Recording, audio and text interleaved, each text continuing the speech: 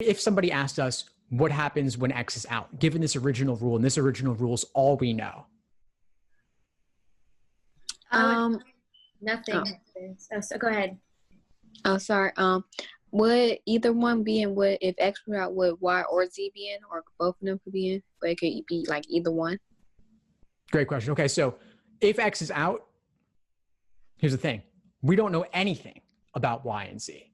We cannot infer a single thing about the position of Y or Z. And I heard somebody else in the background say that as well. Yeah, so you know nothing. You don't know anything, and that's tricky to think because you see all these variables and you think if we know about one, we should know about the others, but the directionality of the arrow means everything. Y or Z, and as Nazreen said, Y and Z could be in, but not necessarily. Exactly. So their positions are not dictated. They could be in, could be out. We don't know. I'm sorry. So it's when Y or Z are in, or Y and Z are in. So Great is question. Yeah, we'll get to the contrapositive. Is this sufficient enough to just have Y in to say that X is not in? Wait, I'm getting confused. Yes, correct. And we'll get to the contrapositive formulation of this. So the question was, if X is out, what happens? We know nothing. X in requires Y and Z to be out. Contrapositive, reverse, negate, as well as changing and to or, which is part of the negation process. That says if Y or Z is in, then X must be out. I'll type this here, and then I'll also display it on the next slide.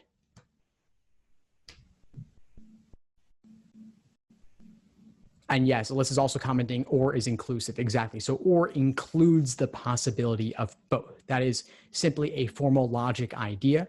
Or in, or means if one is in, maybe the other one's in also. You could have both. So if Y is in, X is out. If Z is in, X is also out. If you have both in, X is out, period.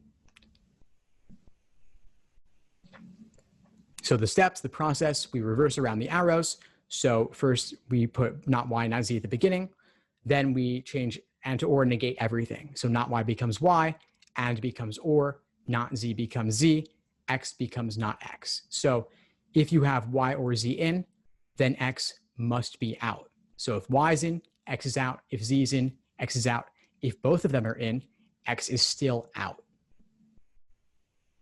But when we're reading conditional chains, when we're reading conditional statements, period, you gotta follow the arrows in the direction in which they're pointing.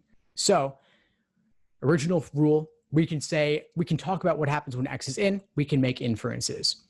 If we're told X is out, we cannot infer anything. Looking at the contrapositive chain, we can make inferences regarding what happens when Y is in, as well as when Z is in, as well as when both of them are in, but we cannot infer anything about what happens when X is out. And we also cannot infer anything about what happens if we're told Y is out or if Z is out, or if both of them are out. That wouldn't carry forward anywhere because there's no arrows stemming from those variables going forward. You can only follow the arrows in the direction in which they're pointing. Thanks for tuning into the show. Please subscribe if you haven't done so already to be notified of new episodes as I release them. And feel free to reach out if you need anything at all as you move forward with your prep. I'm happy to help however I can. In the meantime, I'll wish you all the best and take care.